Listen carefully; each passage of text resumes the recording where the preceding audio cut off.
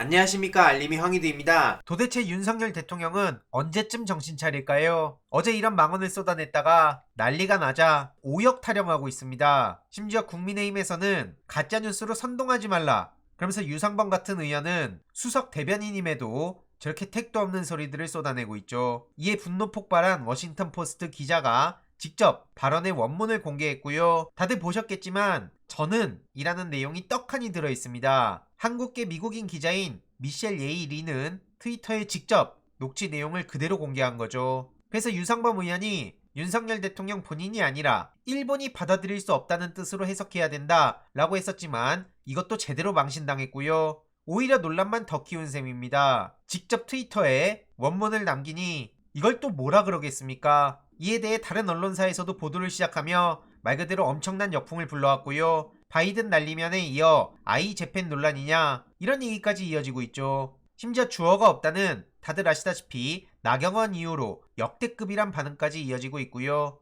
2007년 나경원 씨는 이명박 당시 후보를 옹호하려다가 십수년째 주어 없음으로 불리고 있습니다. 그 이후로 역대급 망언이 터진 거고요. 해당 소식을 접한 시민들도 주어 있었구나, 날리면 이탄이냐, 사고치고 미국 간 사람이나 그걸 실드 치겠다고 헛소리 하는 사람이나 똑같다, 이런 반응들까지 나오고 있죠. 이후로 논란이 커지니 여권 입장에선 오히려 망신만 당하고 난감하다는 반응을 보이고 있고요. 당도 대통령실도 이제 와서 답변을 회피하고 있습니다. 뭐 저런 묻히기만 인간들이 다 있나 싶은데요. 김기현 대표는 대통령 비서실에 물어봐라 라고 떠넘기고, 대통령실 관계자는 내가 직접 못 봐서 해명할 필요 없을 것 같다, 이런 입장을 보이고 있어 진짜 기가 막히다는 생각밖에 안 듭니다. 바이든 날리면 때처럼 아이 재팬 논란이 모든 이슈를 빨아들이는 모습 아닙니까? 당당하게 헛소리한 유상범 의원 당연히 책임져야죠. 대통령실과 국민의힘에 난감한 상황을 만든 것도 저런 유상범 같은 인간 때문 아니겠습니까? 참고로 앞서 말씀드린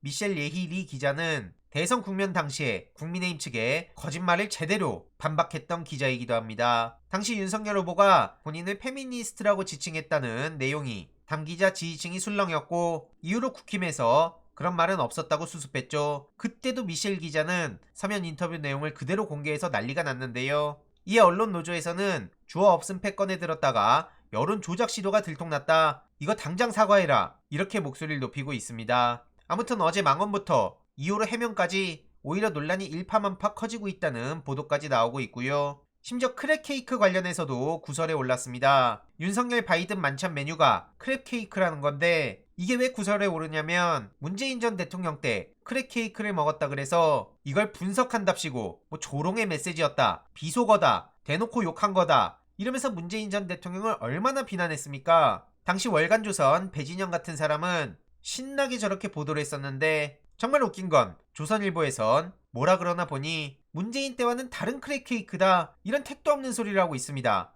저게 언론입니까? 이런 이유에 대해서도 기가 막히단 반응이 나오고 있고요. 네이버 댓글에서조차 이러니까 기자들을 사람 취급 안 하는 거다, 물론 모든 기자들이 잘못된 건 아니죠. 아무튼 싸늘한 반응들이 이어지고 있는데 다른 언론에서는 게살 케이크라고 보도를 하고 있습니다. 저렇게 한다고 해서 아무 문제가 없이 지나간다는 것 자체가 코미디고요. 기가 막히단 말밖에 안 나옵니다. 심지어 이런 와중에 한동훈 장관은 문재인 정부 때문에 마약값이 싸졌다, 이런 유치한 반응을 보여서 여기저기서 비판을 받고 있고요. 네티즌들한테도 많은 비판을 받고 있습니다. 무엇보다 문재인 정부 때 윤석열 한동훈은 검찰 아니었냐, 뭐 저런 택도 없는 언프를 하고 있냐, 이런 반응까지 불러왔는데 참 수준 떨어진단 말밖에 안 나오고요. 심지어 김기현 대표는 본인들이 더 도덕적이다, 그래서 이런 걸 국민한테 각인시키는 게 이번 총선의 첫 번째 과제다, 이런 얘기를 하고 있습니다. 고래고기부터 시작해서 이번에 정광훈한테 도움 요청했다는 사실 등등 국민의힘 내부에 터진 얘기가 한둘이 아닌데 도덕이 뭐가 어째요? 심지어 검찰에선 정경심 교수의 형 집행정지 신청을 불허했다고 하는데 최순실 씨와도 너무 다른 잣대고 이건 뭐 너무 노골적이란 말밖에 안 나옵니다. 아무튼 기가 막힌 소식들이 한둘이 아닌데요. 추가적인 소식 계속 전해드리도록 하겠습니다.